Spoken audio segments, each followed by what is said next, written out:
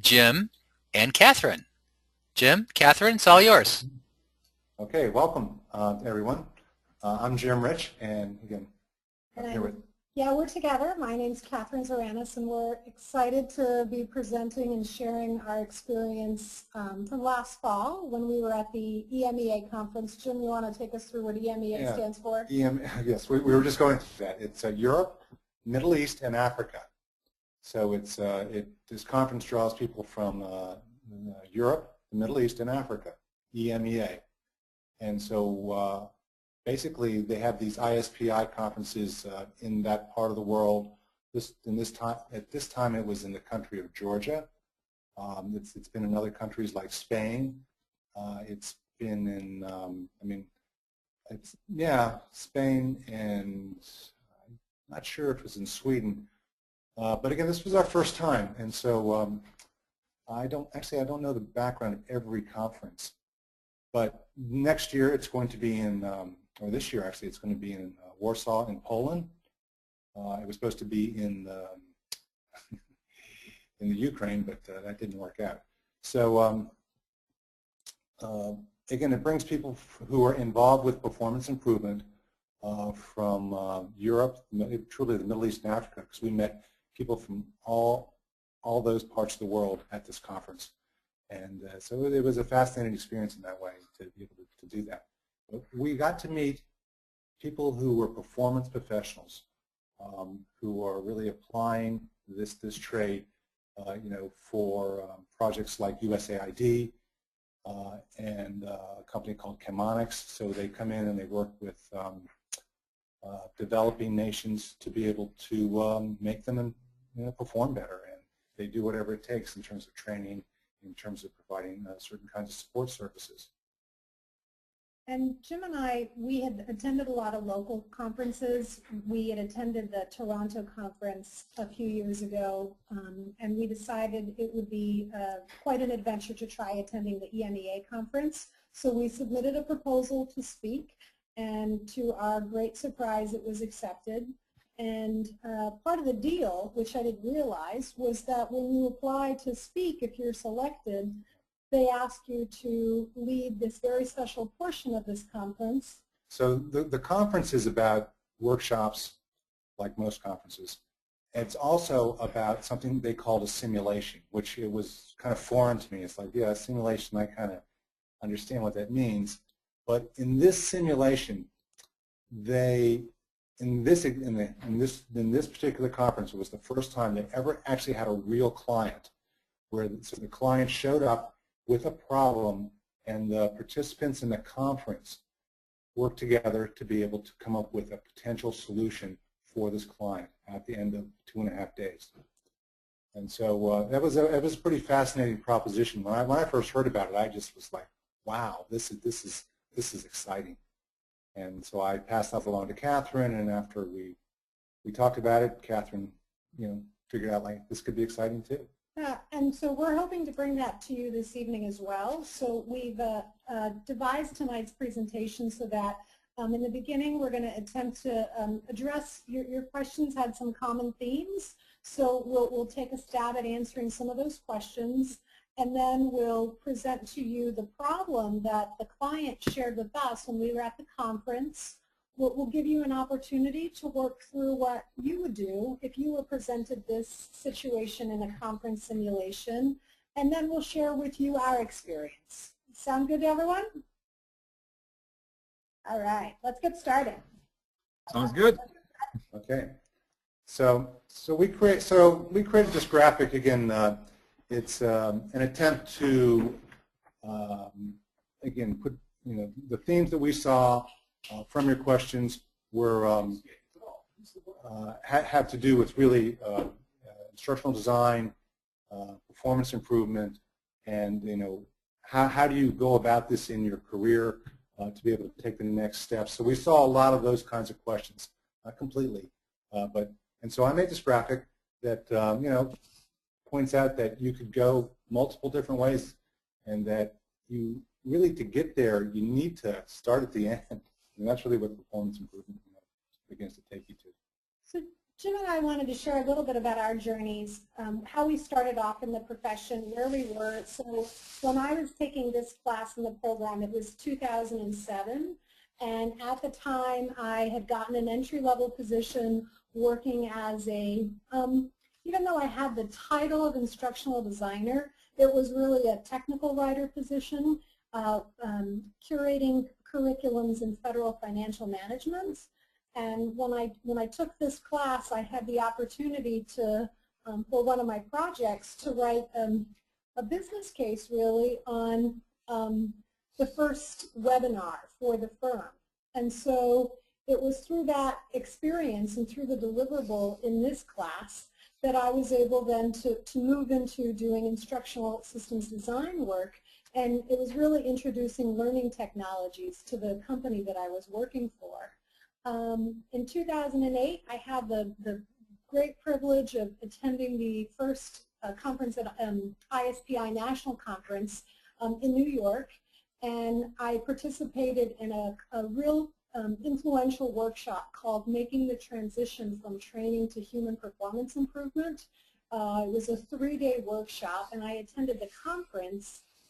And part of the deal, my employers asked me, they offered to pay for that experience if I were to come back and implement with one project something that I had learned.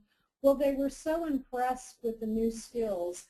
It was during that year that I was really starting to get noticed as a performance consultant, and I was doing more senior level instructional systems development work, and then they started to offer me more consulting engagements.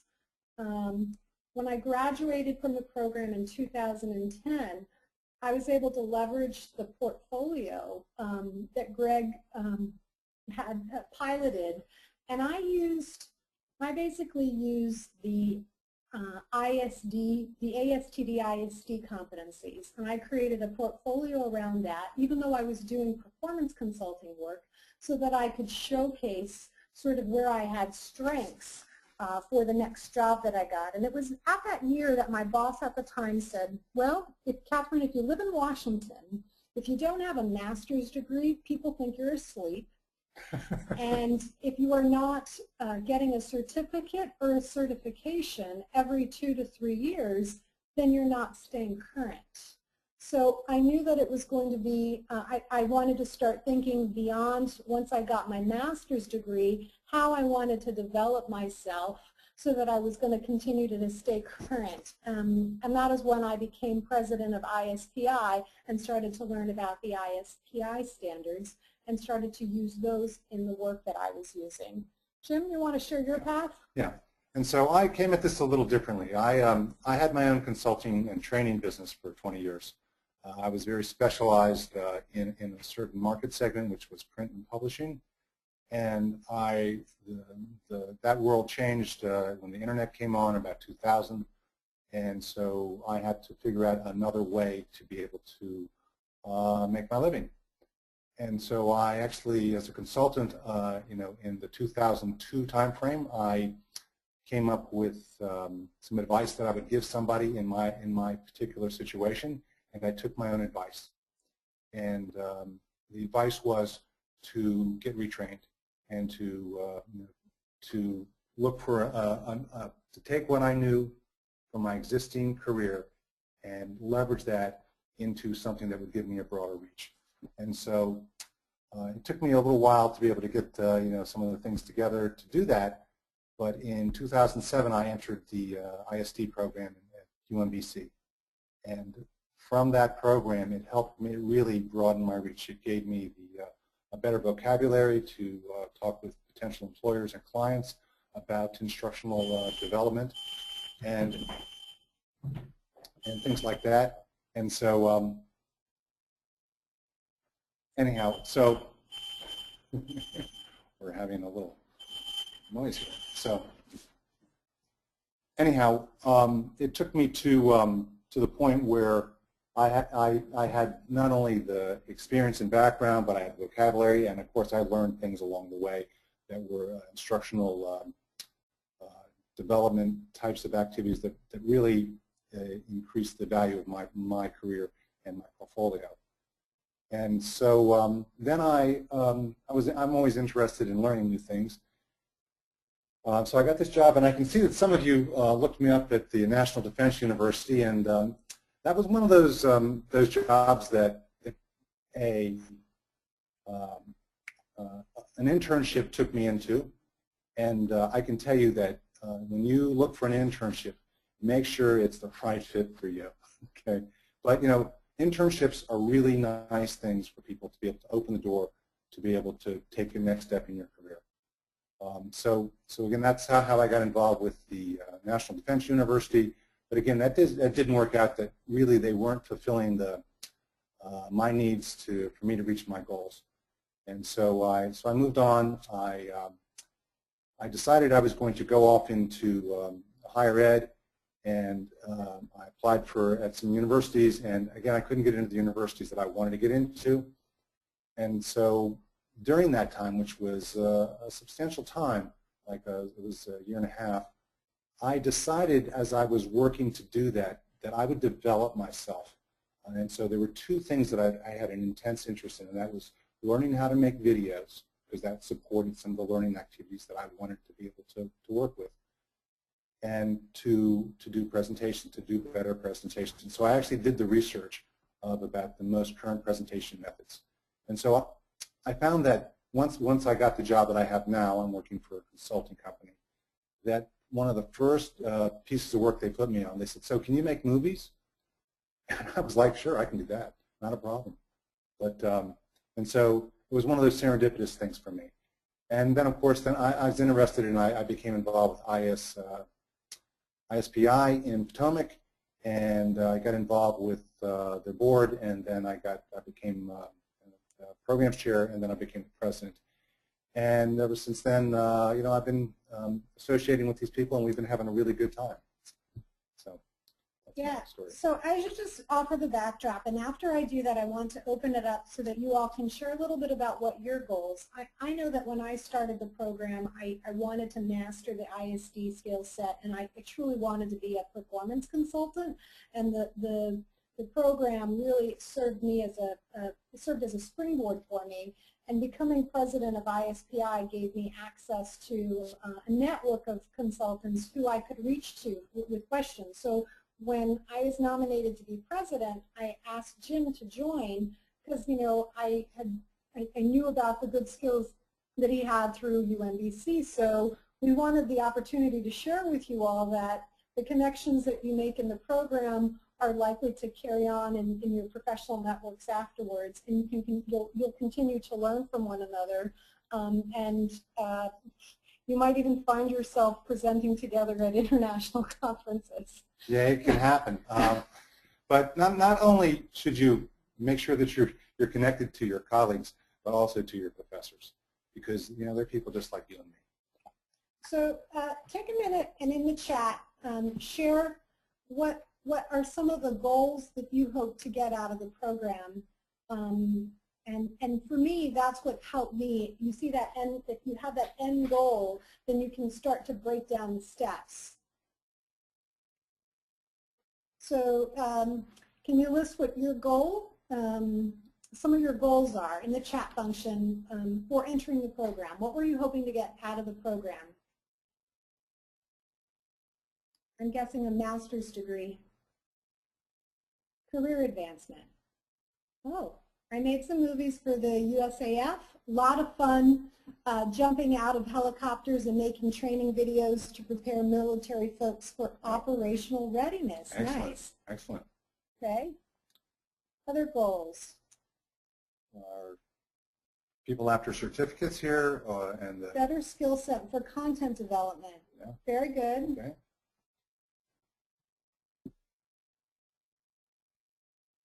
Okay, so as those are coming in, the thing that I had shared, you know, Jim and I, if you're thinking about where you want to go, right, or if you begin to think about what skills you think you might need by talking to folks, leadership development skills via ISD, great. Then you can begin to position share with people the things that you're doing at UMBC. This is what I had shared with Jim when I was working internally as a technical writer and really wanting to be an instructional systems developer. I made it my business to share with colleagues all the projects I was working on. Prior education in ISD, and needed a firm basis so that I can make a career transition. Nice. Yeah. Interagency transfer from 6th grade math classroom back into ISD online course development. It's a lot of good fits there. Nice to hear you again too, Ada. Want to be well-rounded learning professional, masters.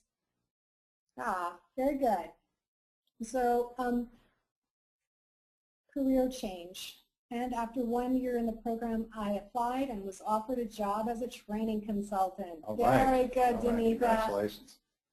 So you can see how all of these things are, the program really allows you to build on the skills that you have and then be able to guide you. And for Jim and I, that was definitely the case. And we're really appreciative of your questions. We try to use this graphic to help answer your questions, and then we wanted to just get into the program and share our experiences. So after the program, if you still have additional questions about career advancement, we're happy to stay on the line and answer them. But we just wanted to do a broad brush, share our story, tell our path, let you both know, that we both zigzagged. It was definitely not linear. It's not like step by step. It was very project by project. No, it's not that you go and you do your time in the career before you go to school, then you do your time going to school, and then all the doors open up. You have to take certain steps to make sure that you're going to make the right transition for yourself, and that's really where the end goal and the result comes from.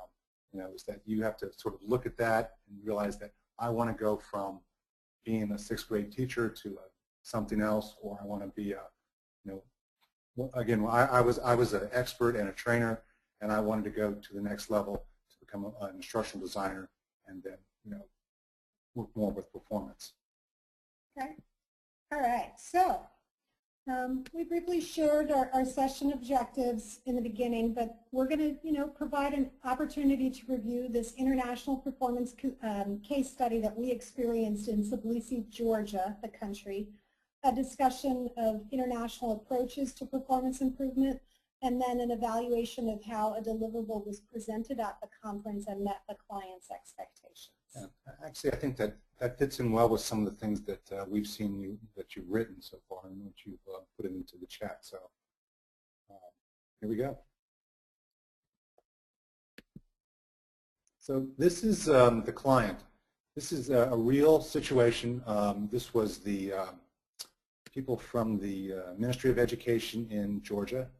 And again, one of the things that I found interesting about the whole thing is because it was an international experience, is that this is an emerging country. This is not a country that that it's been around for a long time, because I think that this ministry was set up in 2009, and so it was all very new, and so they're going through the growing pains of trying to figure out how to make the next steps to be able to again truly emerge and have the right organization, the right people working together to be able to satisfy some of their clients' needs. So we share this picture just to bring you on the journey with us. We show up on the first day of the conference and we see these 3 ladies at the front telling us about their story and their challenges that they had. And we were all just taking notes. And so we decided to give you a brief background. We were given an 8-page case study, but we thought we might distill it for you all so that you can get exposure to what it was like. So if you could just take a minute and read the background of this, we'll review it together.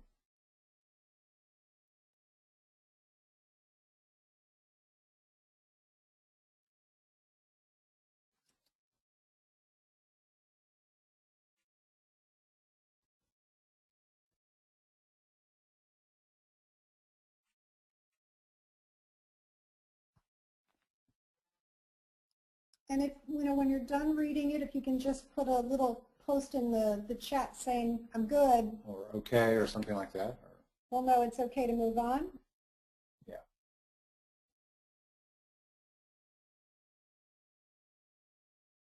Okay. All right. So, want to tell us about the client a little bit, Jim? So again, as the background points out, is they're from the Ministry of Education. They had a relatively small group of people. It's a new organization because it started in 2009. Again, they're involved with education and supporting educational activities in the country of Georgia. And the first one had to do with mandatory authorization of educational institutions. So institutions have to be authorized there to be really accepted by the public. So these were both, if you think of the UMBC program, if you think about associations that have continuing education credits, this institution was the authorizing body that sort of said, stamp of approval. Stamp of approval, it has academic rigor, it's good to go. And in their first year, they discredited some programs because of lack of meeting those standards. Yeah, and so some people were unhappy with that, but they were trying to be able to bring up the quality of the program, and to ensure that in the country of Georgia that there was a certain level met. And so again, there was some voluntary accreditation for certain kinds of training programs. And we met a gentleman there who had started a nonprofit, and he was trying to get his curriculum accredited. So they could be individuals that had created curriculums, and so these are some examples of the voluntary accreditation programs. And then there was this degree recognition issue, which meant that if you studied in America, if you studied in different parts of Europe or in the Far East, is that your education has to transfer there if you wanted to get work. And so it was all about those kinds of they had to have a process in place to be able to do that, and so they were working toward recognizing different degree programs. So it was not only for higher ed. I believe it was also for K through 12. I think so, as well as vocational education. Yep, I think it was K through 12, higher ed, and vocational education. And so they were, this education and degree recognition was, as Jim had said, if you had graduated with a degree from another country and you were coming into Georgia and you wanted to apply to a school in Georgia, you were trying to authorize or authenticate your transcript and say, yes, this is legitimate and you can continue your education in Georgia. So a few other things that we learned, that this organization was quasi-governmental. The Ministry of Education was subsidizing some, but they were tasked with issuing or generating fees from the 3 services that were listed above. Sort of like a state board of ed, yeah, sort of. But see, this was a non-governmental organization performing services that the Ministry of Education wanted to systematize, to get their arms around, and so they formed this NGO so that they could organize themselves in such a way to request for fees for these services. They had lots of recent leadership changes. Their leadership board was like a revolving door. And the credibility of this NGO was sort of on the line. That's why they said, okay, let's put this as a business case at the conference. And this conference was loaded with people who were looking for work because there was a lot of consultants. Yeah. So that's the background. That is the background. Next.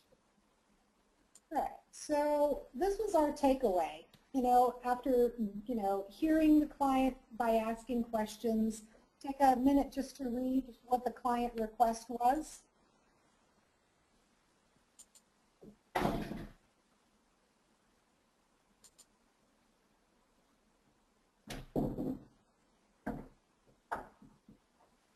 So in essence, the NGO was requesting advice and guidance on how to more respond to the public information access to the information services, what procedures needed to be. Are we here? We're having an extra.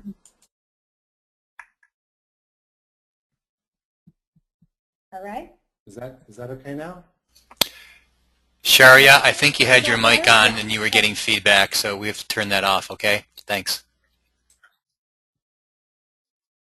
Oh, great. Thanks, Greg. All right. So let's go to the next slide. And so, oops. Okay. One more. Sorry. We need to go back one. Okay. Okay. And so there were all sorts of issues there. But before we go here, so this is some of the background information. But imagine that you've gone to a conference and you've been exposed to some of this, but you're still trying to figure it out. And so then these three people show up. There's 100 people in the room, and you can ask them questions. And so the questions that you'd be asking them are based upon these challenges here. And so we found that because all these people were in the consulting and in the performance world, is that they didn't quite, at least in my view, Catherine might have a different view, is that they weren't really in the instructional design world. But it was fascinating that they would use a lot.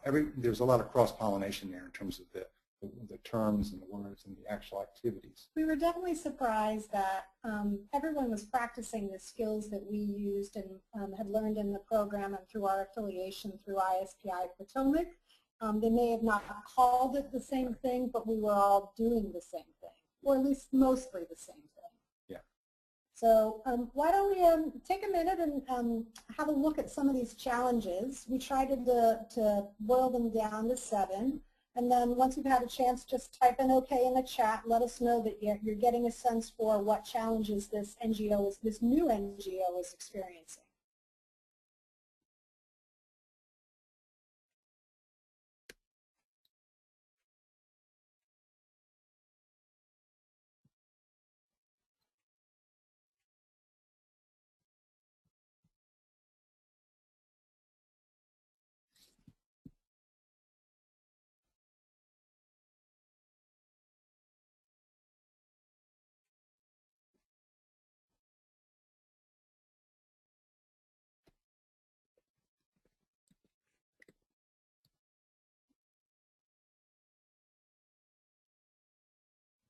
All right, so we're getting some okays, and one of the questions was, did we get the case study ahead of time? Well, Jim and I asked for it. Yeah, I think that we broke a few rules here.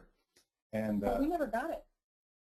No, we didn't get the case study beforehand. That's true. We asked for it. We were hoping to break the rules. We were told we were going to be team leads, so we wanted to get at least a heads up on what the problem is, but they wanted everybody to receive the case at the same time. So everybody at the conference, including the team leads, received the case study on the first day of the conference. That's right. So, but they did put out a message to all of the participants that there would be this simulation, and they posted pictures of the team leads on the website and started to tell people that they should go and find teams to join. So ahead of the conference, Jim and I we received an email from a young woman in Lebanon who was requesting to join our team.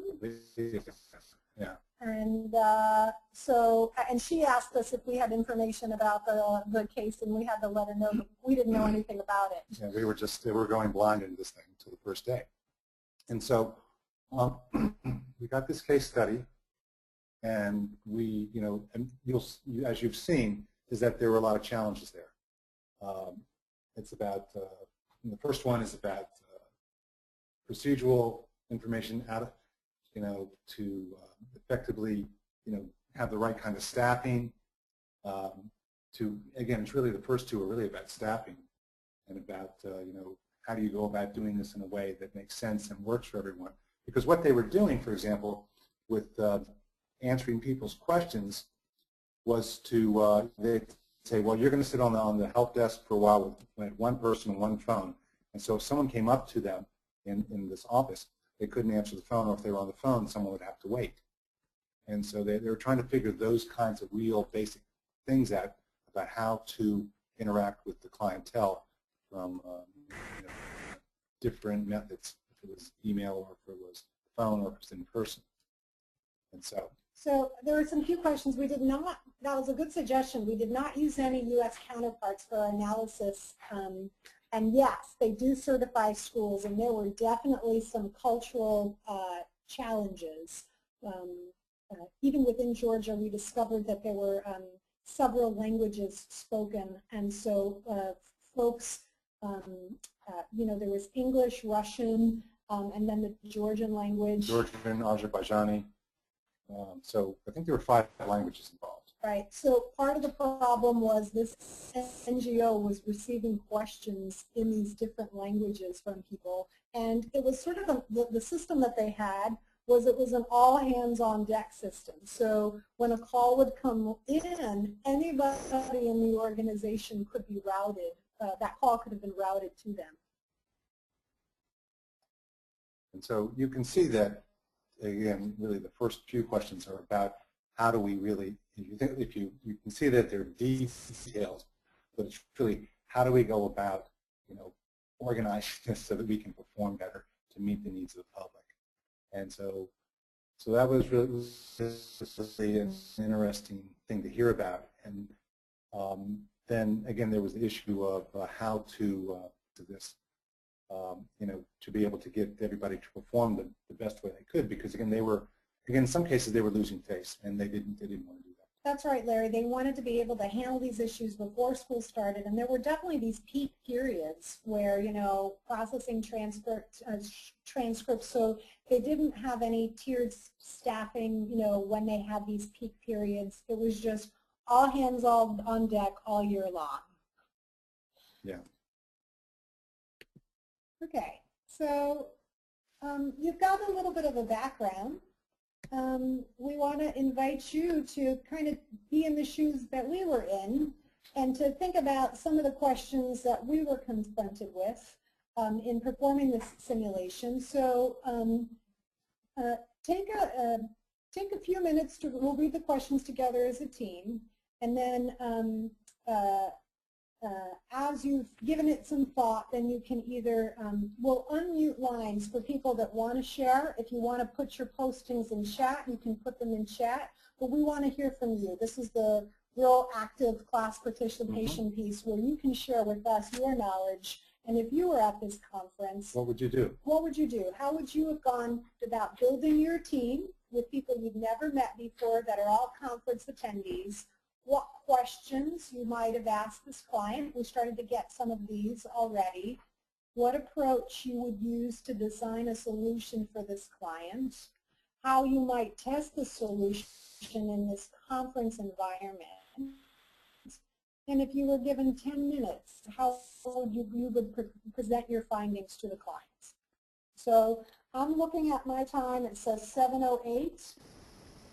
Why don't you take, how many minutes? 5 minutes? 5 minutes, yeah. 5 minutes. 5 minutes is good. And so don't worry about the silence. We're here. We'll try not to disturb you. But, you know, think about, you know, again, you just showed up. What would you, we'll open the floor up. Yeah, so we're going to mute our lines here for a few minutes. If you want to post your responses in chat, go ahead. Or ask a question. Or ask a question. The clock starts now. We go this way. Mm-hmm. We're definitely getting some interactivity, especially from Larry. Okay. What do you think? Not sure. Right, yeah, we'll see. No, we're doing okay. We're putting it out there and we're trying to get them up. They are responding. Yeah. Beautiful slides. Black. I like it.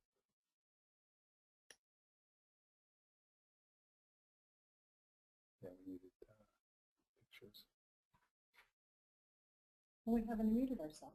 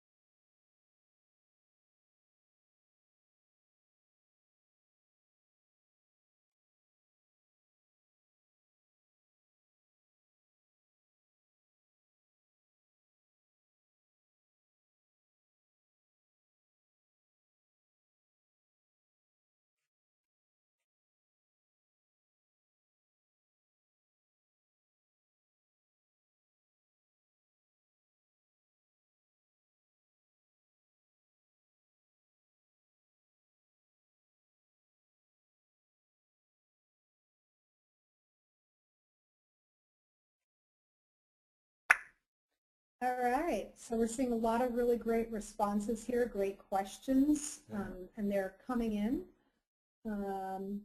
At this time we'd like to hear from you. So who will be the first to share with us, some of their questions? Well, right before we go there, what do you think one of the first things is that you would consider doing? So you just showed up at this conference. What kind of things would you think about? So let's look at the attendees.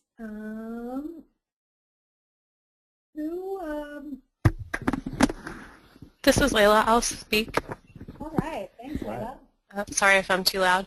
I think that the first thing I would do would be to go around and introduce my team and learn about the strengths and backgrounds of each person on the team. That's a great idea. That's excellent, excellent. So we didn't have a team when we showed up, but we just had 2 team leaders. But eventually we had one. Yeah, well, once we had a team, we had clearly, that was one of the first things we did. Well, not so well. So Layla, well, if we had had you on our team, we might have done that part a little better, but that's a really good idea. We'll share those lessons learned. We'll share those lessons learned when we get there. Okay. That's a very good suggestion after your team is formed. Yeah. Who else would like to share? We have some really nice responses here.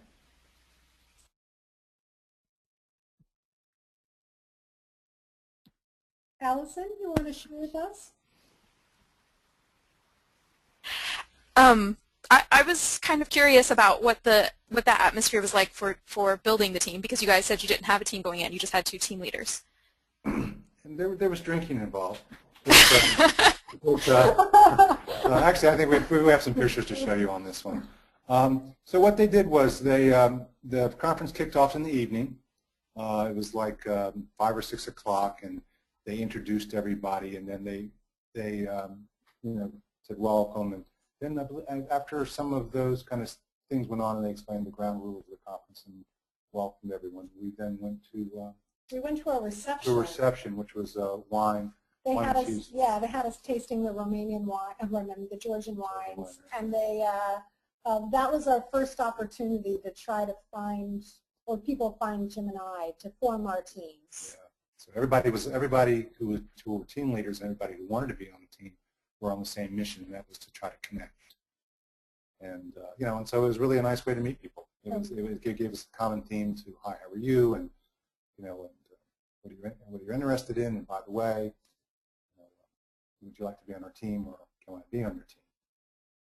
So some of you talked about trying to find SMEs. Can someone, either Tracy or Danitha, if you want to talk about, what you would be looking for from your SMEs? Definitely networking. What about Tracy? Do you want to tell us what information you would have wanted to get from some SMEs? Can you hear me? Yes. I guess that would really be based on what the needs are of the client. But for example, I mean, some of the questions I was asking is what is the client's budget? How do they want to be able to communicate their messages? Any of the different areas, I'd want to know who has the ability to focus on that in that subject area, if that makes sense. Okay. All right. So budgetary, communication, client just questions. breaking it into all aspects. Actually, those are really some good things, because Those were asked, Tracy. Those are really great those questions. are right on target. And it's funny, when we asked the budget question, their first response was, well, budget isn't an issue, but they wouldn't tell us what the budget was. Yeah. Yeah, so it was nebulous in some point.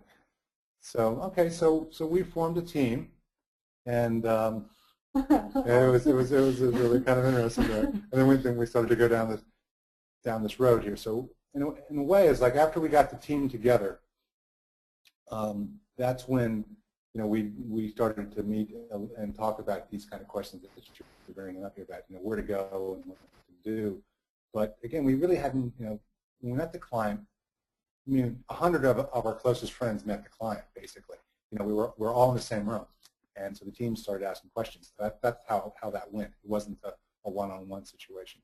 So some of you asked about technologies. Does somebody, either Larry or Layla, would you like to share some of your questions about the tools?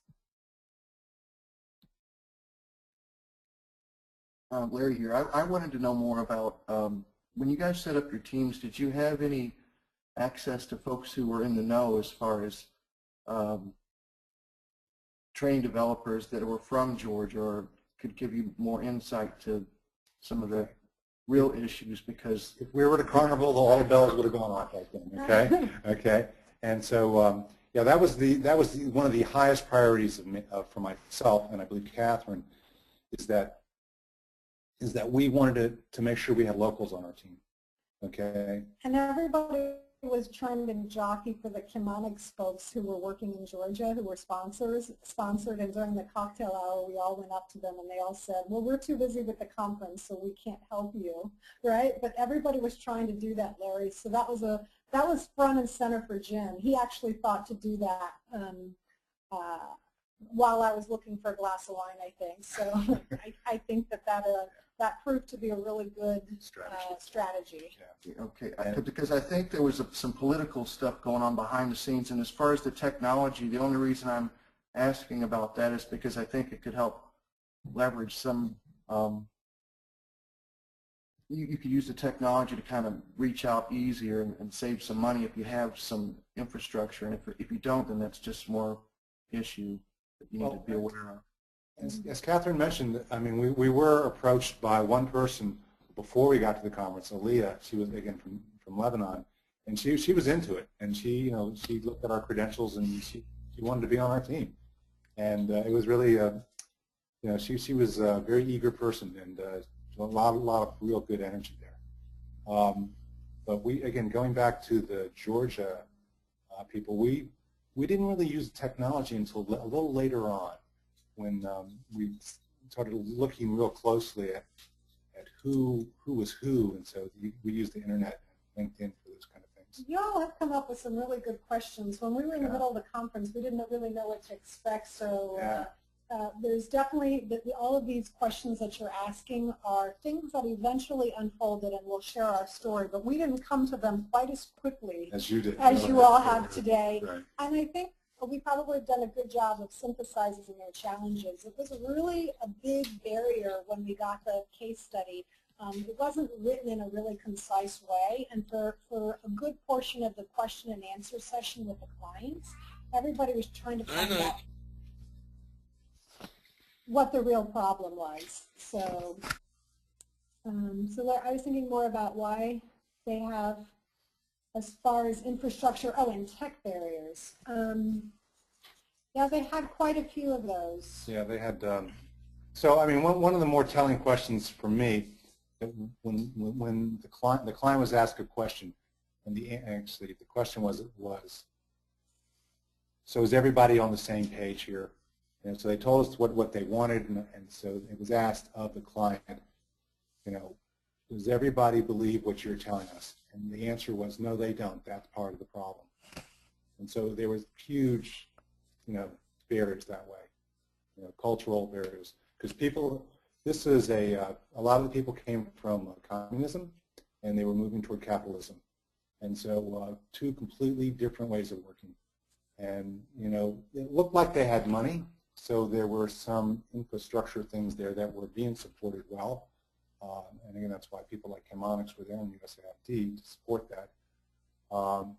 As for the technical barriers, I know that everybody had internet access. And they had mobile phones, because a lot of people do, but I'm not sure. Yeah, trust, there was very low trust, Larry, and there was mistrust at the leadership level. There were trust issues with the ministry, so you're picking up on something that was definitely a challenge. All right, so we'll start to, I think you definitely, given your responses, you're getting a real feel for what we experienced. So we'll sort of start to share with you what we did and how, some of the things that we did well, and then some of the things that we learned we probably should have done that are some of the things that you all are suggesting. Yeah, absolutely. So Jim, you want to take us through how and why we picked people on our team? Well, there were two basic ways. We looked for people that we talked to, and they said, yeah, we'd like to be on your team, or sometimes they would say, no, we don't want to be on your team.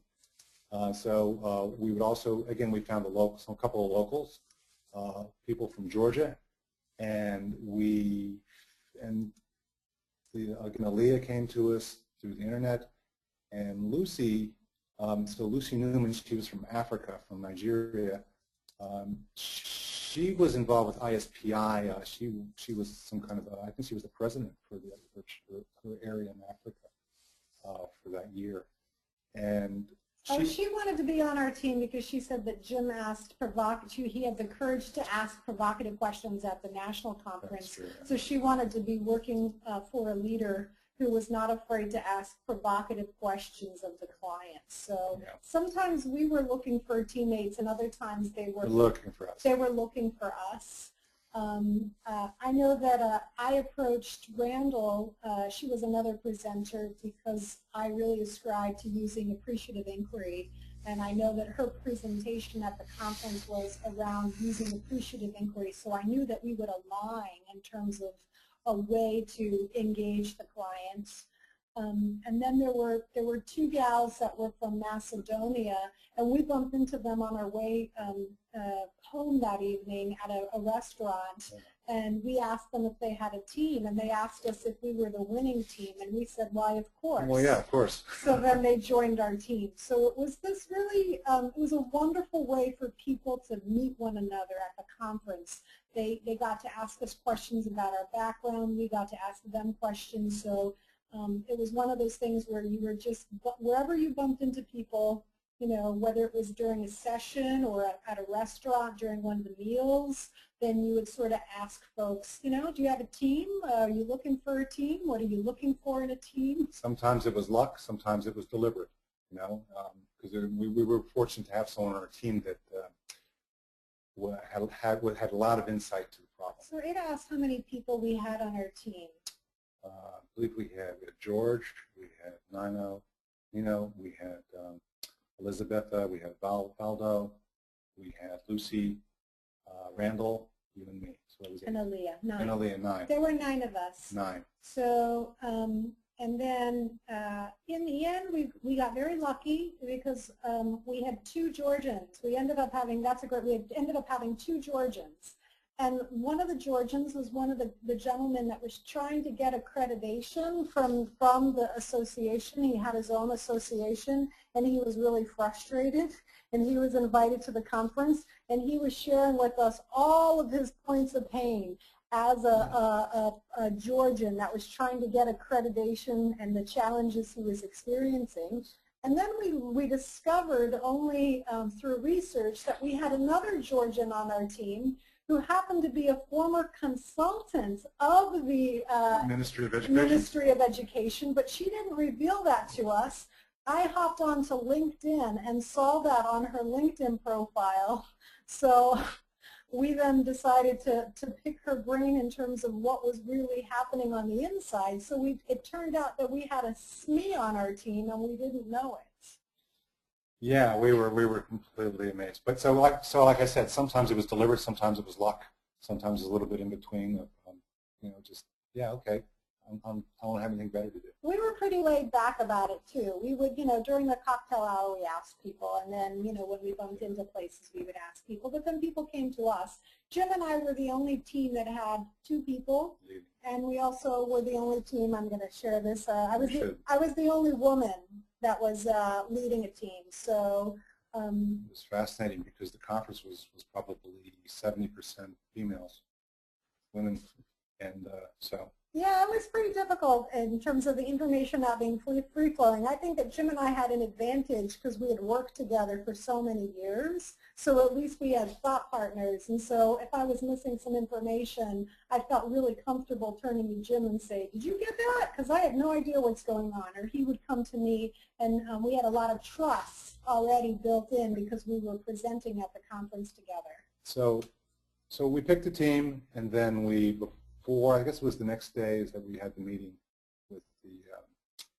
with the client, and again it was a big room of people, and really we had a set of questions we were going through, but we could also listen to other people's questions, and so it was very useful to be able to get different points of view about where this whole thing was going. And our team was really good. We were all in the back row. They started passing Post-its with their questions, and we fed them to one person who was asking the questions. Yeah. And with the diversity that we had on our team, it was like, questions were coming fast and fierce, and we couldn't have thought of these questions on our own.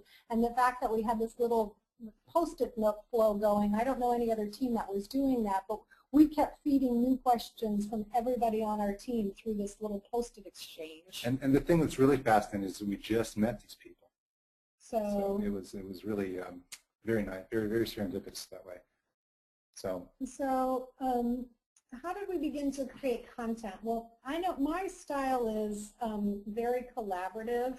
One misstep that we made is we didn't do the thing that Layla had suggested, where we normed. We didn't do that because we found ourselves on this team, and but we did decide to ask folks.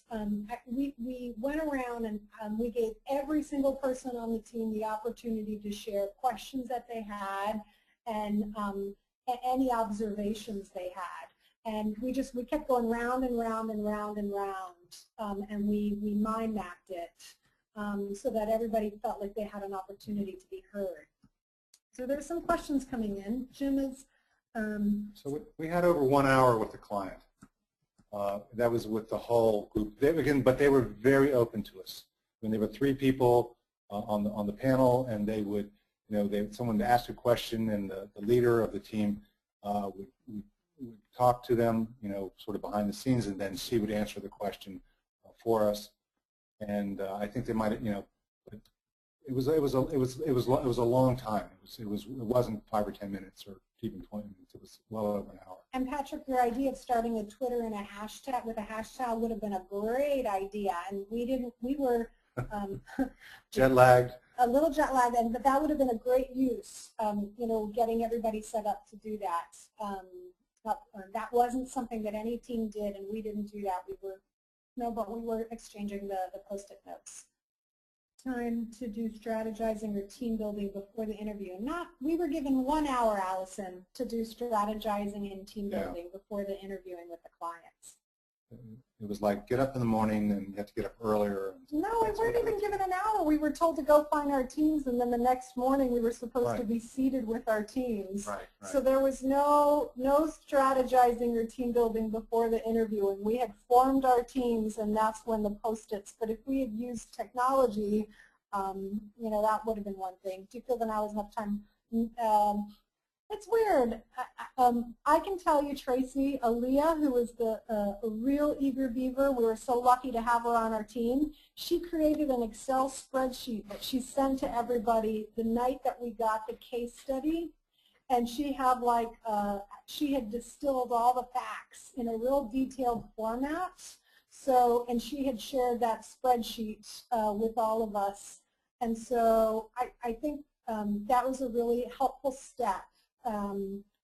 Was an hour enough time after they captured every single question that everybody asked, and then they printed out a write-up so everybody could get in writing all the questions that were asked. But we definitely could have used more time, but it didn't feel like there was an unfair advantage because all the teams only had 1 hour, so we just dealt with it. So if you're getting the point here is when Catherine says that there was an unfair advantage to anyone. We were competing. I didn't really know it, but we were competing. I don't know if Catherine really knew we were competing or what level of competition we're at, but perhaps I was in another time zone.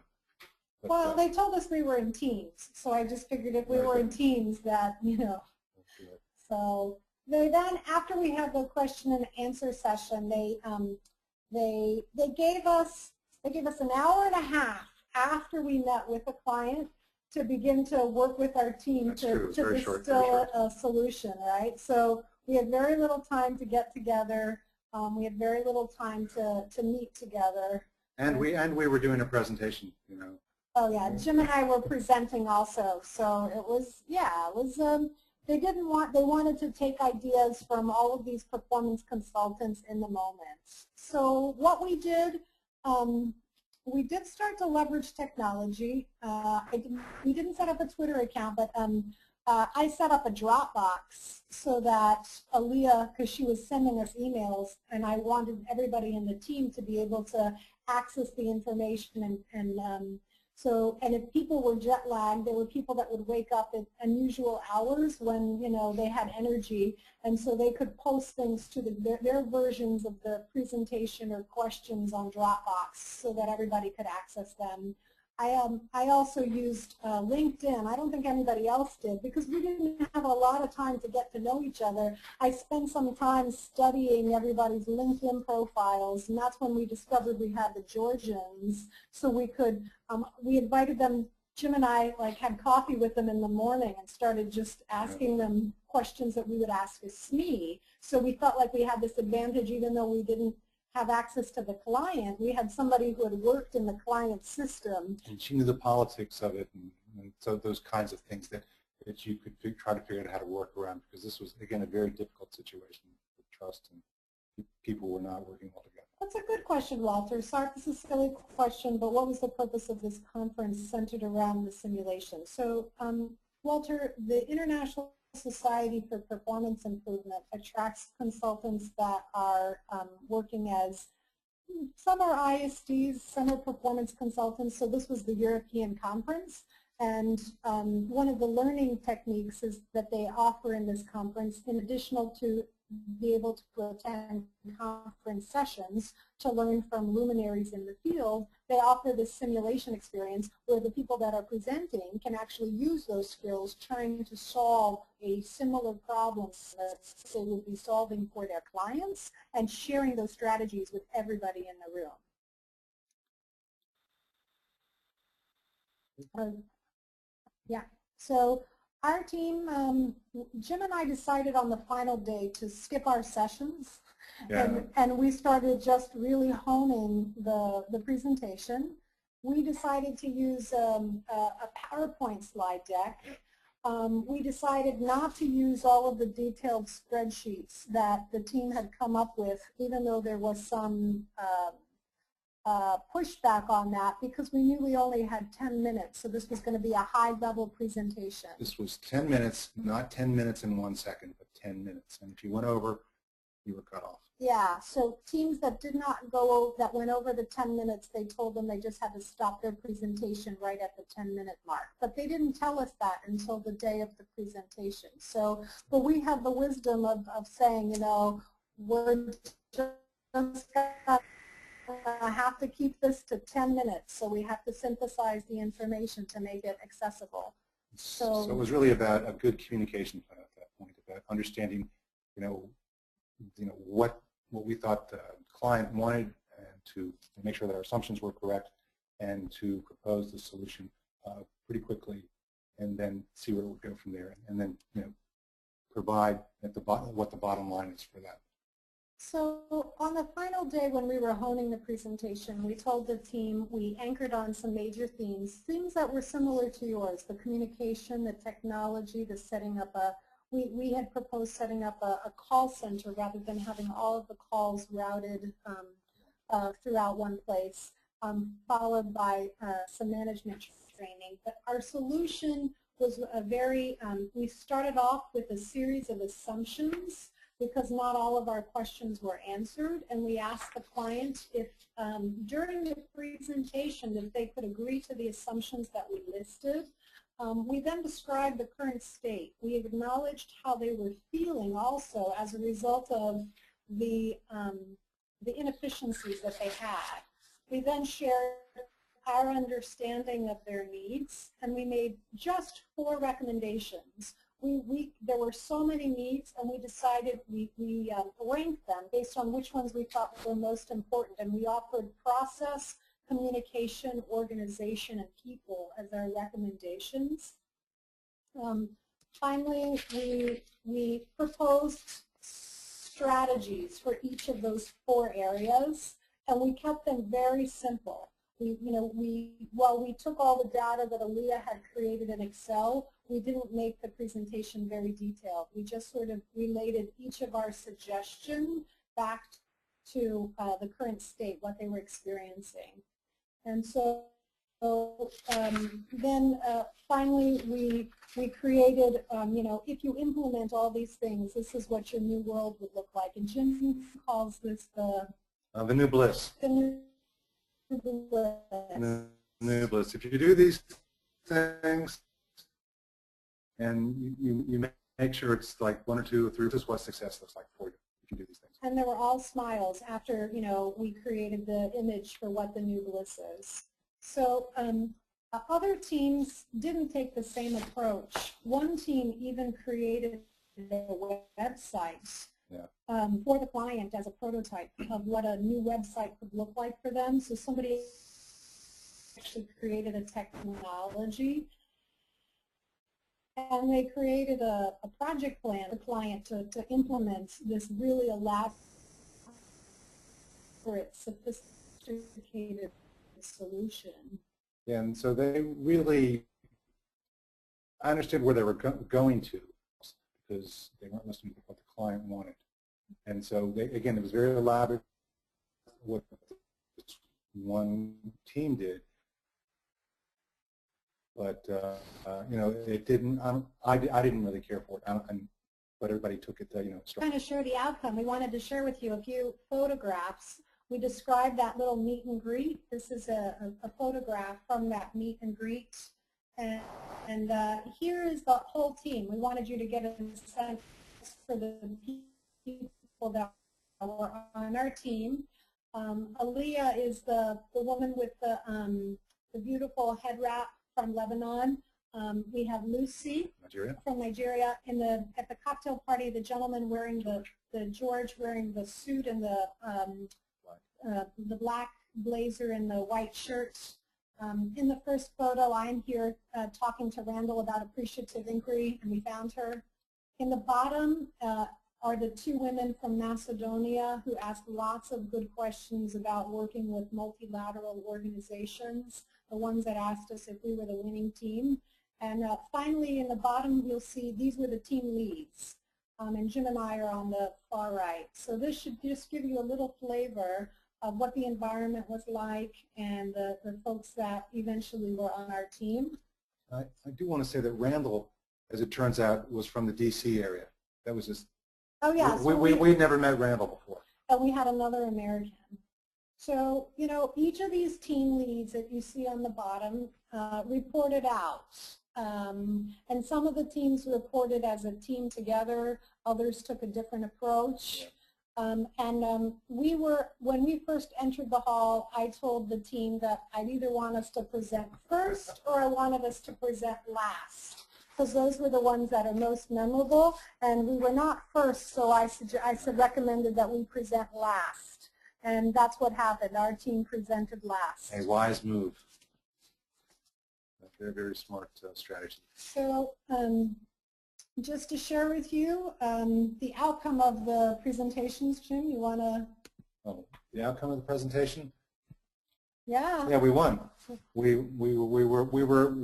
I was extremely surprised, but pleasantly surprised that it appears from what we heard from the judges that this was a hands-down win.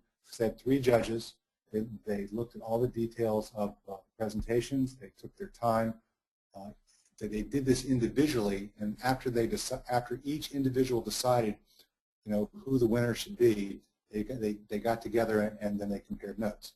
And as it turns out, we were at the top of everyone's list because we had the simplest, to-the-point kind of presentation. So our communication was very good to them based upon everything we spoke about. The client said that they were very surprised.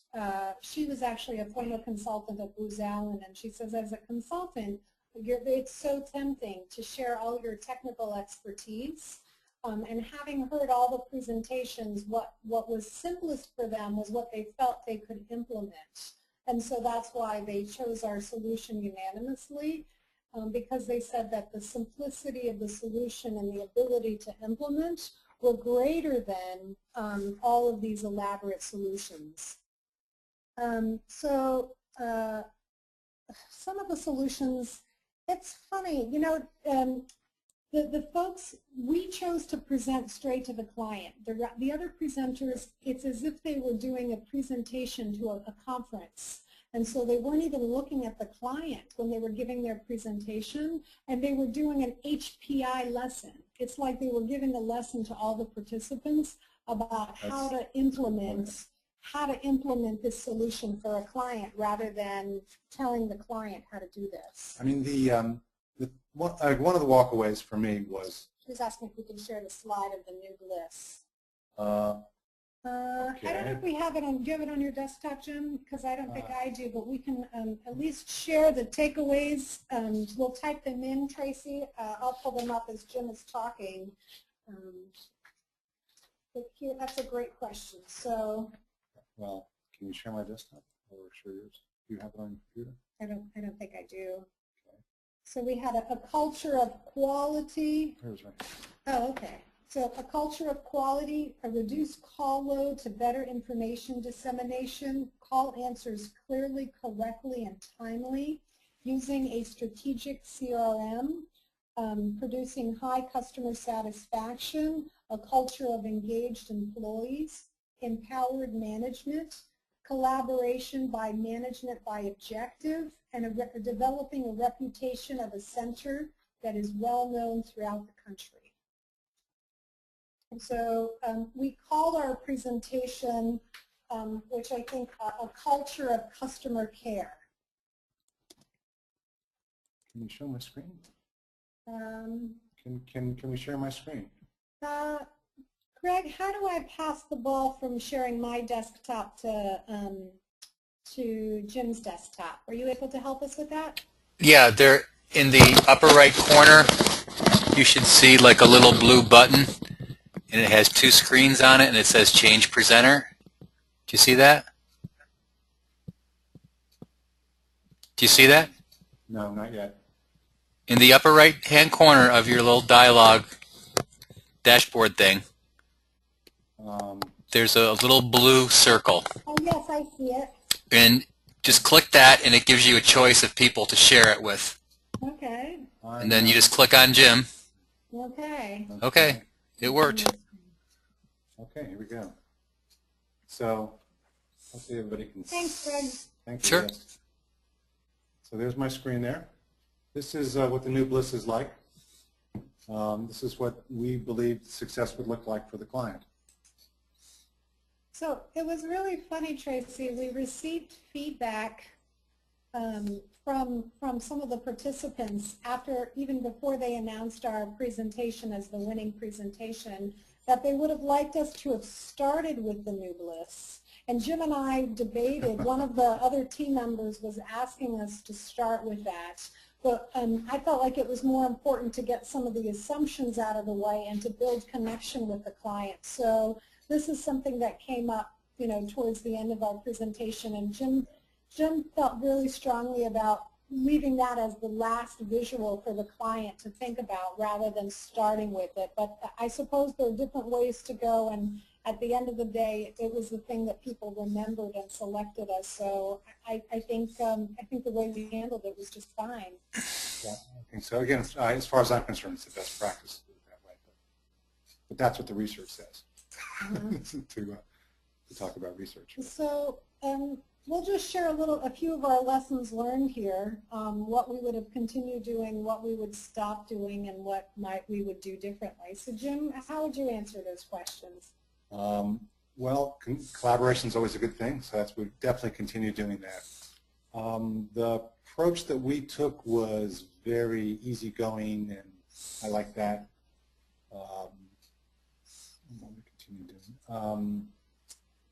Yeah, the slides we used, again, they were very simple. Compared to everyone else, that was a learning moment for me to see how everybody else took the same information and developed their own slide deck. And everybody's was completely different. And so the walkaway was, for me, is to, again, keep it simple, do it the way we did it. Allison, it's really funny. Our messaging and the solutions were all pretty much the same, yes. But it's just the simplicity of our delivery and not overcomplicating the solution for the client, because I'm not sure that we came up with, we didn't overwhelm the client with the solution, but to your point, I'm not sure that our solution was so drastically different from others. Right. Actually, the way that I understood it after we presented and after I thought about it is that this was really, from a consulting point of view, the first conversation of many if we were going to go forward with this kind of work. So this really would open the door to say, well, here's what success looks like, and then after after you talk to the client and you meet with them, they say, well, this is what we want, but your assumptions are wrong, or you'd have to work out some of the other details to be able to get to there, and you might find that this is too much to bite off for the first time, and so the project might break into multiple pieces, and so that's the way that I understood what we did. Oh, that's a really good question. Tracy asked, in the real world situation, how much time do you think you would have been required to solve the client's issue? Well, that's an interesting point there, Tracy, considering Catherine and I went back to him a little later on and started asking these kind of questions ourselves. We did not get any work out of that. So, but to arrive at the solution, I can tell you, Jim thought I was a little nuts. We probably invested as a team, there were 9 of us, we invested probably 30 hours each. I mean, at 30 hours, I'm trying to think of the total number of hours that we spent. Oh, we probably spent with everybody really not more than a week. I don't think it was more than 40 hours. But I'm thinking about how many hours, because you and I spent all of the final day. I mean, if you think about the total hours. Maybe 15, 16 hours. Yeah. We probably spent about 100 hours. There were probably 100 labor hours. if you think about the 9 people on the team and the time that was invested, and Aaliyah's doing work beforehand. Okay, that's true. That's you know, true. and the finding each other, we probably spent 100 hours coming up with the solution. You know, and it was one of those things where if you looked at the presentation, we kept whittling it down, and the true trying to simplify it was what took so long. Yeah, so here's a real, for me, a fascinating point, is that we somehow positioned ourselves physically in the conference in a place where people could walk by us, because we were sitting on the sofa in the hotel. And so our team, after they'd go from one session to another, they would walk by and say, "You're still sitting on the sofa there? What are you guys doing?" And we'd say, "Well, we want to show you. We have a question." And then after a while, all the team got into this coming and going.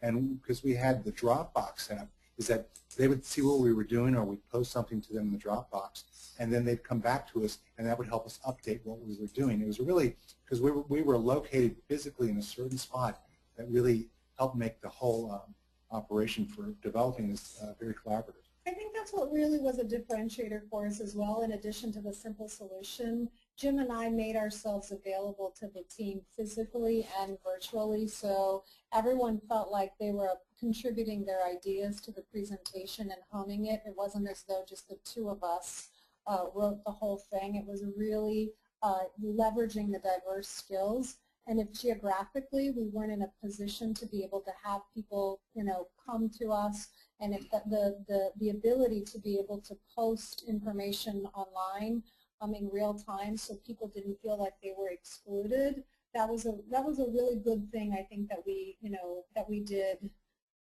Yeah, it was a large team, so there definitely was some storming going on with the 9. Oh, yeah. And then there were some cultural differences I can share of. I hadn't worked with such a globally diverse team, and some of the team members didn't want to allow me to make a decision if Jim was not around because of cultural challenges, and that was really unique for me. I've never not had authority, or, you know, so it was one of those things where at first I didn't realize what was going on, and then I realized what was going on, and so it was that was an interesting challenge. Some of the cross-cultural challenges, but I think by and large, I don't know, do you think 9 was too big? No, actually I think it was a good size. I mean, I think if we had 12 or 13 or more, it would have been too big, because there would have been too much conflict for the short period of time we were there. But well, we did have a little bit of conflict, Allison, because the team was too, you know, was a little too large. But some of that, I think, was because we didn't do enough norming at the beginning. That was something we should have stopped doing. We shouldn't have just jumped in, but we felt like we didn't have a lot of time, and we wanted people to share their perspectives. It would have been, I don't know, when you have 1 hour, if you open up the floor and ask everybody to start describing their story, you know, we would have never had an opportunity to talk about the solution.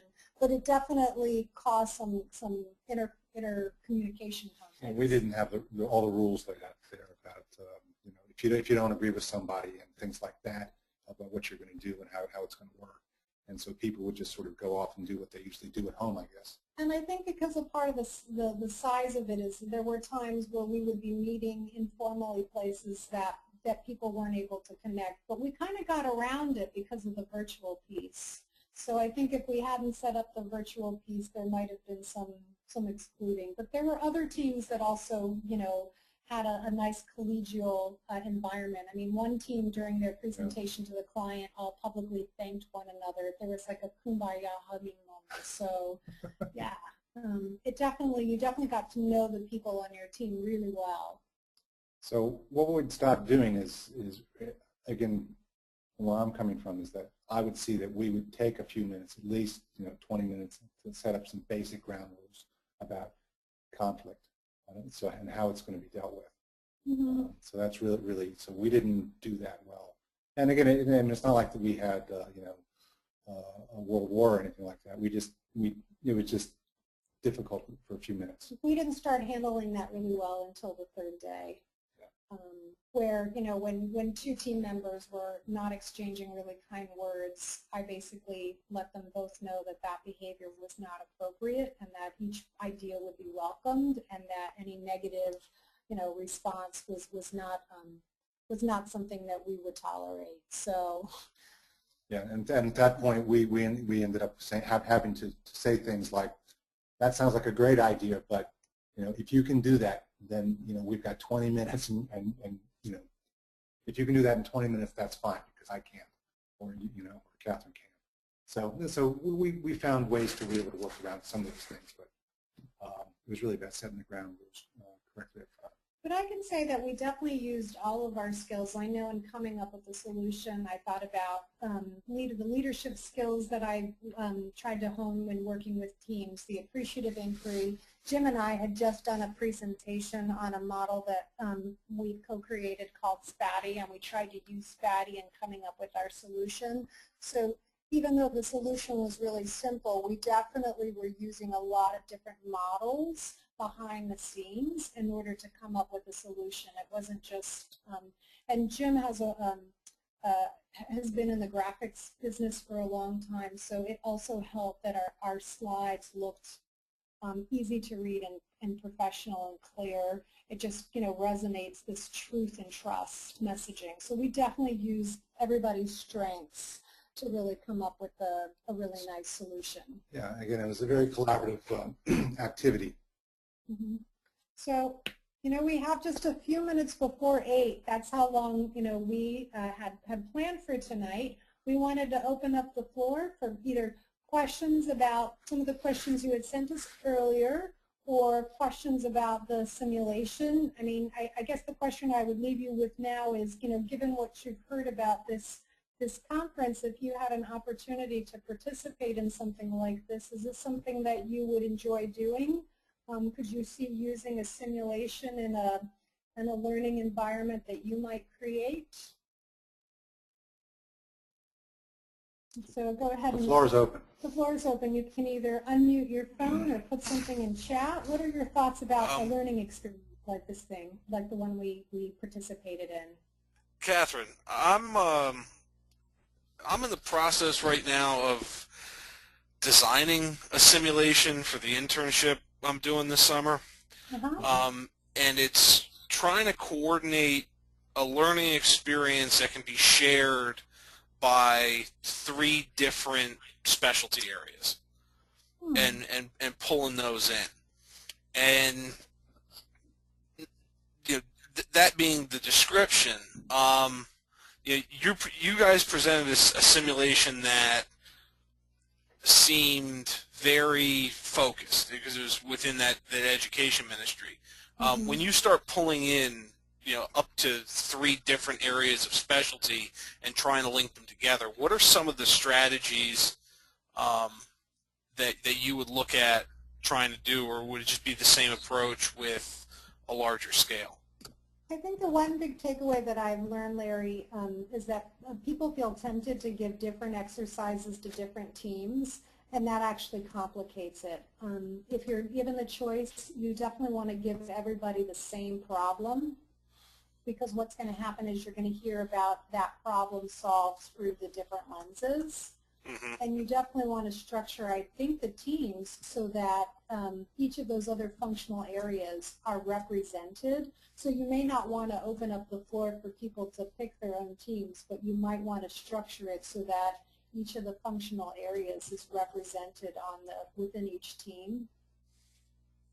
Okay. Because you want you want them all solving the same problem, because then people get confused. I mean, usually when you're doing a simulation, the problem or problems are so complex, right? You want to give them enough time to be able to get their arms around the problem, everybody working on it, and the opportunity to bring each of their different skill sets, right, to solve it. Because the problem should be difficult enough that it requires each of the thinking skills that different people bring. And structure it. You definitely want to, I don't know if you have the opportunity, when they hosted, we had an opportunity to have a meal with everybody. I mean, that's when the stress came down. It was really nice that after working really hard, you build in some time where everybody can let their hair down and have fun. And there doesn't necessarily have to be drinking involved, but make sure you create some outlets so people don't just feel stressed and overwhelmed by the simulation, but they can just have fun. Right. I can't use drinking because it's with high school students. Okay. So I can tell you that at the end of your time with the simulation is to make sure that you have time left to be able to debrief, again, in a very relaxed environment, because if you say that, well, we're going to do the simulation over the course of the day or week, whatever, and that is going to be the end of it, it's usually the next day or the next hour after it's completely done that you get the best information. That's been my experience.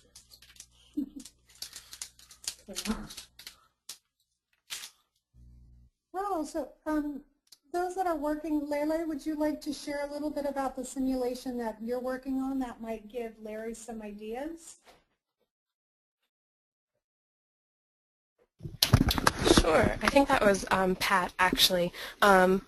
So our learning organization is introducing the Agile design and development method. We moved from ADDIE to sort of a blend of ADDIE and Agile, and now we're going full Agile. And so while the concept isn't new to my group, implementing it is. So we are doing something pretty similar to what you guys are doing, where we're giving everyone a case study. So as if a client came to us with a performance or learning issue, and having them sort of mock the Agile process through to completion. Wow. How long will that take? We're going to make it a sort of an abbreviated version, so everybody has about a week. Okay. And then after you do it, then what does your debrief look like? That's a good question. It's what we just started talking about today, so I'll have to get back to you on that. But that is kind of where we're stuck. Pat, maybe like a pizza party or a field day type thing, but not something that's competitive, something that brings everybody together and forms a sense of community. Yeah, I like that framing. It's the idea of bringing a community sense, because at least like from where I'm presenting and just looking at what you guys presented, I don't necessarily have a whole lot of cross-cultural challenges to face. So it's more just, making sure that people working together are doing fine. You guys presented probably a much more complex scenario when bringing teams together.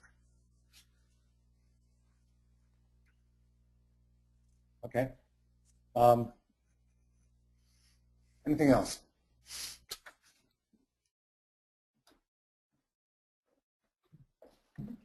Okay. Well, it looks like we're at 8 o'clock. We have a final slide, Jim. I guess you want to transfer it back to me. We have our contact information here. We've shared these slides with Greg. You can make them available if you have questions and you'd like to reach out to Jim and I.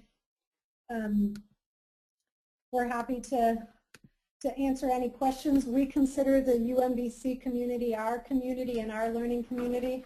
So we hope you have a great rest of the semester. We know that this is the first class. So, thank you.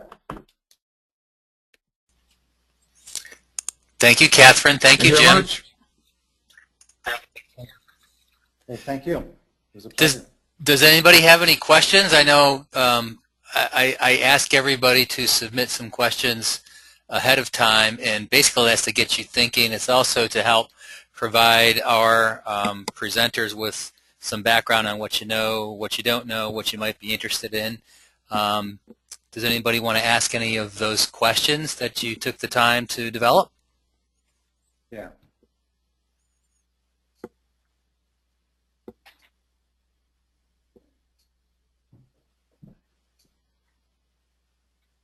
Questions, anyone? For Jim or Catherine? Greg, or Catherine and Jim, I think I came up with a question. I'd really like to know your input as consultants, and if you have had any experience recently with training and development or performance management with the newer generation of employees in the workforce, and kind of what from a training management standpoint or an instructional design standpoint, are there challenges? Are there issues? Are positives, negatives? What you've seen so far? That's when Jim, I don't know if you have you address workplace challenges with different generations with the performance. Well, no, but I bump up against this all the time because I'm a boomer. I'm a baby boomer, and so it's about trying to figure out how to. For me, it's about how to make sure everybody can relate and not run into these kind of barriers. So I don't have a real solid strategy looking at it. I try to handle it as my stakeholder analysis. I can tell you a question I ask of everybody on the team when I start a consulting engagement and when I do my stakeholder analysis is I ask people, what does success look like for you on this project? And so usually when I ask that question, and I'll go all the way up to the president of the company if it's a high visibility project. And so, I'll ask team members. And so I think when you ask people, what does success look like for you on this project and you document it, and as you're working on a solution, you revisit that, people feel heard. So they may not agree with it, there may be some tension, but at least I know as a consultant, I'm trying to honor those wishes if I'm able to, and if they are, lead to the outcome, the performance metric outcome that we've created. So that's a strategy that I use. I don't know if that would be helpful to you, if that's something you already do yourself.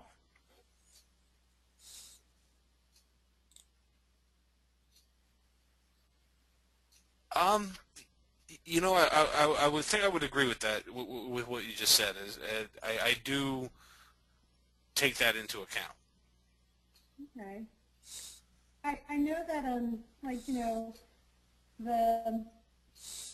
when I'm on multi-generational teams, different people have different ways of feeling valued, right? And so I don't always win, I don't always succeed in this, but I do my best to try to, I'll put a list down and I'll ask people, what's important to you on this project? What does success look like for you on this project? And it depends on what they share. Like on the project I'm working right now, the president of the company told me, I don't want to hear any complaints about this. And then the chief learning officer said, I want the evaluation strategy to really tightly align with what we're putting out there. And then, somebody at a different level in the organization at a different age group said, can we just use technology? I am so tired of the same old that we're doing. So I back into what those desires are by just asking them what success looks like. And I don't make it about a generational thing. It's more about how is this project going to be a success and how are we going to include what's important to you. So it ends up being more of the focus is on the goal rather than individual components necessarily. Yeah, I think that then everybody feels like they're a part of it. You know what I mean? It's like, and it's not about me either when I come in as a consultant, because it's not about my agenda. So it's like, what are we trying to accomplish here? And what is important to you that will make you feel valued? Yeah. So people get hung up on, yeah. I mean, when Jim and I worked on this Team International, working in that way, we were dealing with, I think of the generations as cultural differences too. So I think that's a fair question. Yeah, that's probably a fair way of framing it.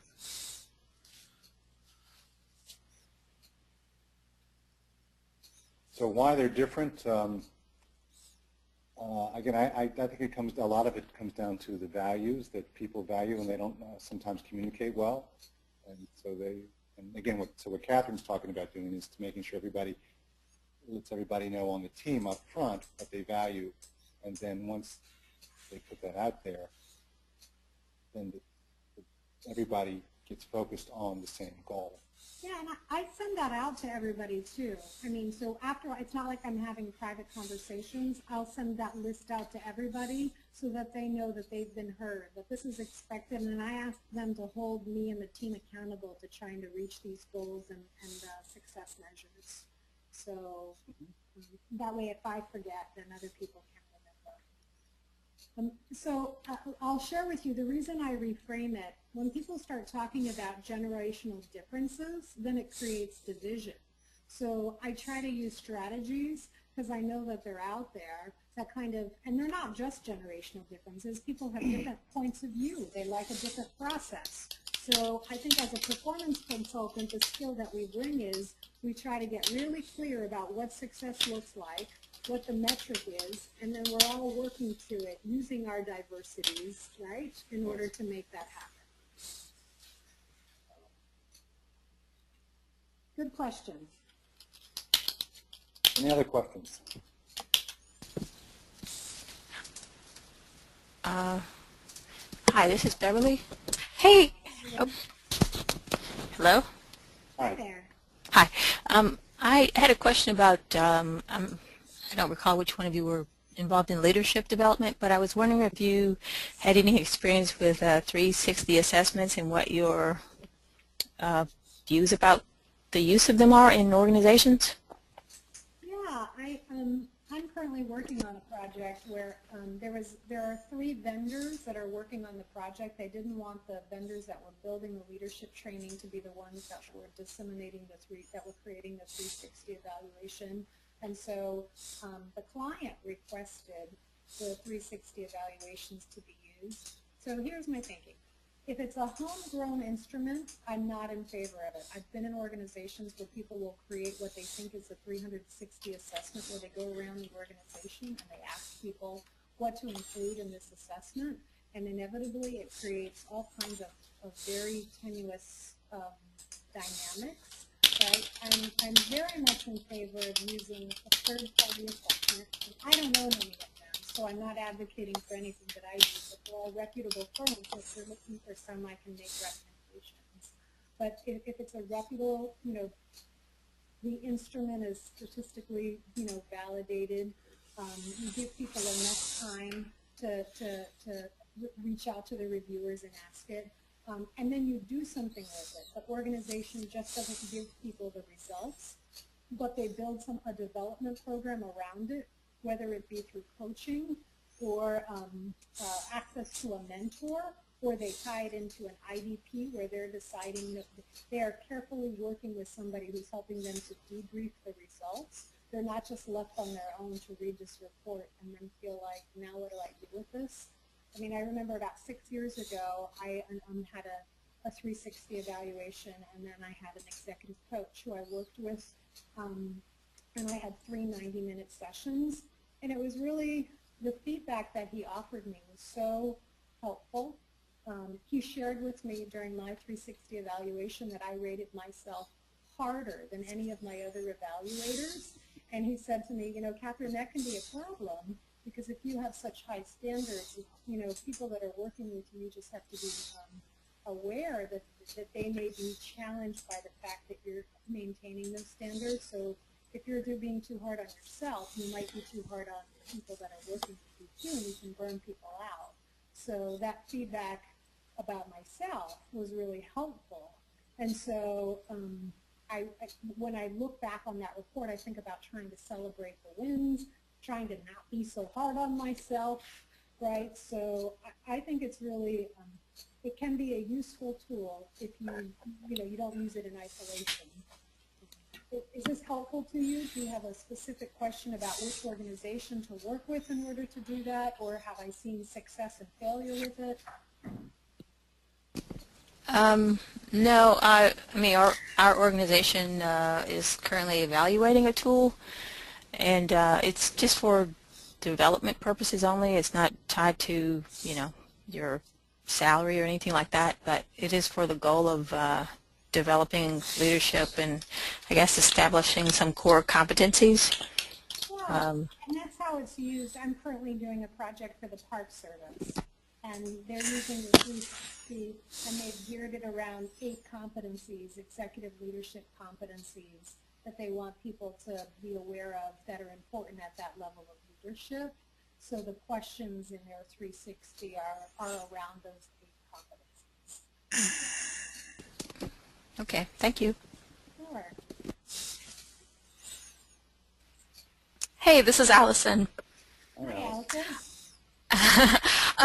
I was curious if you guys had heard any, saw any really interesting or intriguing ideas at the conference that you were talking about. Intriguing ideas. Well, it was Spatty. That was pretty intriguing. But then again, we developed that. So I'd say that one of the things I found intriguing was that the way that majority of the people that I met and saw in action in the performance world were extremely competent, and that they were using a different, not really a different approach, but they were, I guess, articulating performance in a different way, but they were getting to the end result. So, you know, I mean, another observation is that when we stood up there and we talked about, you know, we mentioned the ADDIE model, and we were a little bit concerned at first because no one had ever heard it.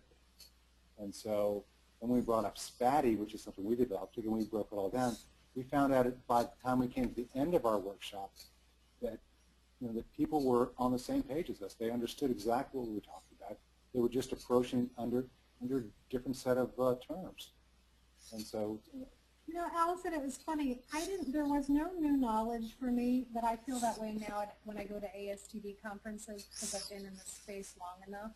And I know there are people that attend these conferences and they're expecting like a new level of evaluation or something different. I think the fact that books are published and all these things are prolific on the web, I think what the conference for me, what was unique about the EMEA conference was the networking that happened in the conference simulation, the learning, the actually trying to use these skills in a different environment. But I can't say, I mean, it's funny, the topics that you all brought up, coaching came up, because we were in an emerging market, people were asking questions about how to implement executive coaching programs in an emerging market. The SAM presentation, the Agile presentation that Layla shared with, that was a topic that came up. People were trying to figure out how to create more Agile development models. But there wasn't anything that I can say was really, the simulation for me was where all the new learning happened. And so, but again, we were into a conference that was really advertised as emerging markets, not as mature as perhaps some of the ones we see in America. So, you know, it's something that was new and breathtaking. I didn't see anything like that. So I don't know if we've answered your question. Yeah, thanks. I really love this idea of a simulation at a conference, because I do think sometimes, Catherine, that, you know, folks who have been around for a while aren't necessarily finding great value in, say, a breakout session as much as networking and meeting new people and getting the chance to practice, I think, is wonderful. Well, my experience with this simulation thing is that this is the second one, and in terms of going to a conference that I've ever been to, this second simulation program. I've been to dozens, scores of conferences over the last 30 years. And so probably the first simulation I went to was in 1991. And so this is the second one. And I found it to be quite, you know, again, intriguing and intellectually stimulating. So that's what I was thinking. That was my experience. Well, for the folks that took my course and are sharing that, thank you. I'll do a shameless plug now for the others. For those of you that are wanting to learn more tools and techniques for practicing ICI, I am adjunct faculty, and I do teach a course in the fall called Connecting Instructional Systems Design and Human Performance Improvement. And for those of you that haven't taken the class, I'd love to see you in the class in the fall. There you go. Any other questions?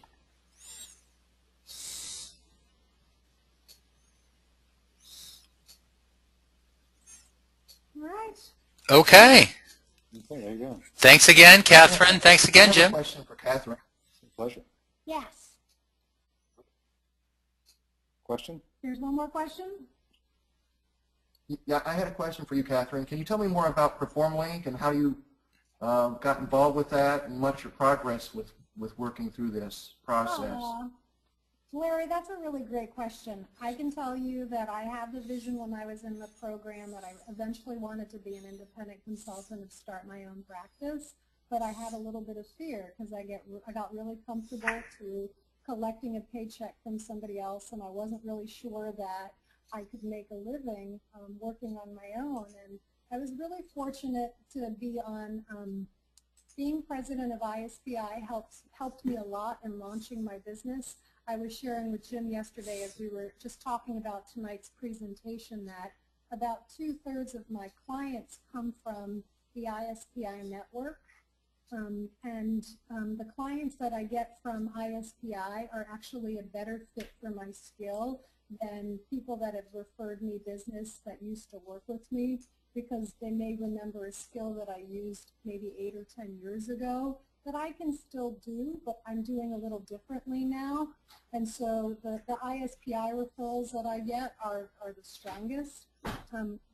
Dr. Greg Williams has helped me a lot too. I don't think I've had an opportunity to share this with him, but the ISD program has a board, an advisory board, and as being adjunct faculty, I'm on that board, and one of the board members, I would meet with him at the parking lot, and he'd say, "Girl, you have all the skills. You just need to go out there and use them." And he said, "I will help you." And this other board member, when I would get stuck with how to engage a client, I would call him up, and he and I are actually working on a project. So I think the biggest benefit that I got is I have been able to start a business because of the classmates that I met at UMBC and the connections that I've made through ISPI, because sometimes when I'm not able to solve a client problem, I know somebody else because I either saw them do a presentation in class or I saw them do a presentation at ISPI, and I'll pick up the phone or I'll reach out to them on LinkedIn and I'll say, "Hey, I know you're really good at this and I have no idea. Can you help me?" And so I have been able to make that transition because of the contacts that I have in this space through the program and through ISPI, and as a result of being on the faculty. So I don't know if that helps you, but that was sort of, I got the advice from a mentor that said to me, if you really want to step out on your own, you should really head up an association. And in my class, I encourage everybody to become a member of ASTV or ISPI, but there are others. Like I've joined a group this year called last year, Executive Women International, and there are women that have started multi-million-dollar training companies. And when I come to them with, training problems or business problems, it's a chuckle for them. They're like, "Oh, I had that problem 20 years ago, Catherine. This is how you solve it." So having access to mentors. Thanks for sharing your story with me. I appreciate that. Sure. And Larry, I'm happy if that's something you're entertaining. Feel free to reach out to me as somebody in your network. Very good. I'll look for me on LinkedIn. I'll join up. Okay. Okay.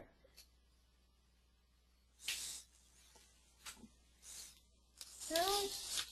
Well, thank you all. Jim and I love sharing this story because it was fun for us, and we hope that you have a rich experience like this too, and that you're sharing with it, sharing the story with other, fellow students. We had such a good time. We're going to go to Warsaw, Poland this year.